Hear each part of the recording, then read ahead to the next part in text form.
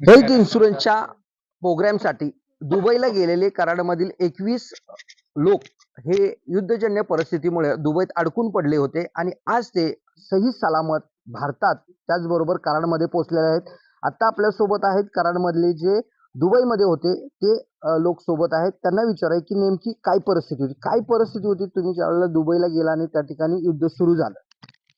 Situation तर चांगली होती कारण आम्ही कंपनीच्या माध्यमातून ट्रिपसाठी गेलो होतो केअर हेल्थ इन्शुरन्सच्या. अचानक बातम्या आल्या की इराण आणि अमेरिकेचं युद्ध असल्यामुळे थोडंसं शटडाऊन झालं की लोकांचं लिमिटेशन आलं बाहेर फिरण्यावरती वगैरे. त्यामुळे आम्ही हॉटेललाच होतो. आमच्या ज्या ठिकाणी आम्ही हॉटेलला होतो राहिला त्या ठिकाणी आजूबाजूला काही प्रॉब्लेम नव्हता. फक्त एअरपोर्ट सगळे बंद होते आणि लिमिटेशन आले होते की हॉटेलमधून बाहेर पडू नका. अशा कंडिशनमध्ये आम्ही हॉटेलला स्टे करून थांबलो होतो. त्याचबरोबर आमच्या कंपनीने आम्हाला चांगला सपोर्ट केला की जेणेकरून आमचा एक्सटेंड झालेला स्टे असेल किंवा एक्सपेन्स असेल ह्या गोष्टीसुद्धा आम्हाला त्या कंपनीने आमच्या बेअर केल्या. आणि त्यानंतर 1-2 दिवसानंतर फ्लाईट सुरू झाल्यानंतर आम्हाला त्या फ्लाईट रिलीज झाल्यानंतर काही लोक मुंबईला, काही हैदराबादला, आम्ही आज तेच कराडला पोहोचलो आहोत. ज्या वेळेला असे तुम्हाला विमानं बंद होती त्यावेळेला नेमकी तुमची मनस्थिती काय होती आणि तुम्ही ज्या हॉटेलमध्ये होता त्या ठिकाणी काही अंतरावर बॉम्बस्फोट किंवा जे क्षेपणास्त्र पडली त्यावेळीची काय परिस्थिती? आता सध्याचं स्थितीचं वातावरण बघितलं तर आम्हाला वाटत नव्हतं की आता परिस्थिती आम्हाला इकडे जाता येईल. सगळ्यांनी म्हणजे त्याला धीर टाकल्यासारखं होतं. पण आता कुणी कोणाला प्रत्येकाने एकमेकाला धीर दिला पाहिजे. अशा परिस्थितीत काय करायचं? मग कॉन्टॅक्ट इकडे साधला. पण शेवटी असा प्रश्न होता की चालू झालं तरच जाता येईल. नाही चालू आमचे किती दिवस असं थांबणार? अशा परिस्थितीत कंपनीने सपोर्ट केला. तुम्ही काही काळजी करू नका, तुमच्या पाठीशी 100% आम्ही आहे. त्यामुळे आम्हाला ह्यातनं बाहेर पडता आलं आणि तोपर्यंत आमच्या भागातनं बी ह्या भागातनं बी लोकांचा सपोर्ट मिळाला. प्रत्येकाचे फोन यायला लागले, तुमच्या अडचणीला आम्ही मदत करायला तयार आहे.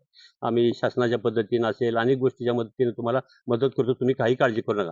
पण शेवटी आमचं मन सांगत होतं ना की ते भारतात, आम्ही दुबईमध्ये नुसतं सपोर्ट देऊन सुद्धा ॲक्च्युअली इथली परिस्थिती चालू झाली तर काय एक नुसत्या कराडच्या लोकांसाठी चालू होऊ शकत नाही. पण नशीब आमचं बी बलवंत म्हणायचं की ओपन झाली विमानसेवा आणि दुसऱ्या दिवशी आमचे नंबर आले. मग थोडा जीवात जीव आला.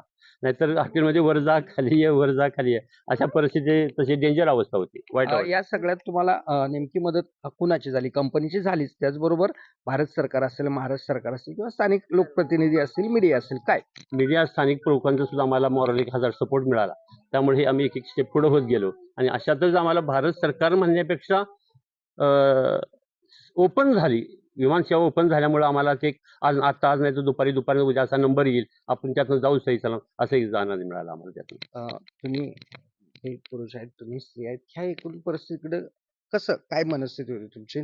काय सांगाल? या परिस्थितीमध्ये काय आलं, की माझ्यासोबत माझी लहान मुलगी होती. घरातून खूप फोन येत होते. घरच्यांची परिस्थिती अशी होती, की तुम्ही कधी येताय? लवकर घरात येण्यात त्यांना अपेक्षित होते, की आम्ही लवकरात लवकर येऊ. स्थानिक सरकार आम्हाला सांगत होतं, की तुम्ही नीट आहे, व्यवस्थित आहे. त्यांची सरकारची आम्हाला मदत होत होती. पण आम्हाला लवकर येण्याची एक इच्छा होती, आम्ही लवकरात लवकर घरी यावे. मग आज लवकर आलेलो आहे, तर एक आनंद होतोय. भारत सरकारचं पण अभिनंदन, मीडियाचं पण अभिनंदन. Thank you so much. तुम्ही काय? आले घरी आले. तेच खूप छान आहे.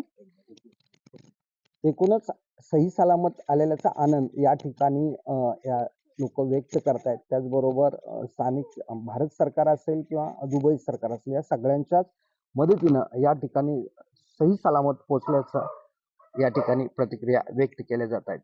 दिनकर थोरात, TV9 मराठी, कराड.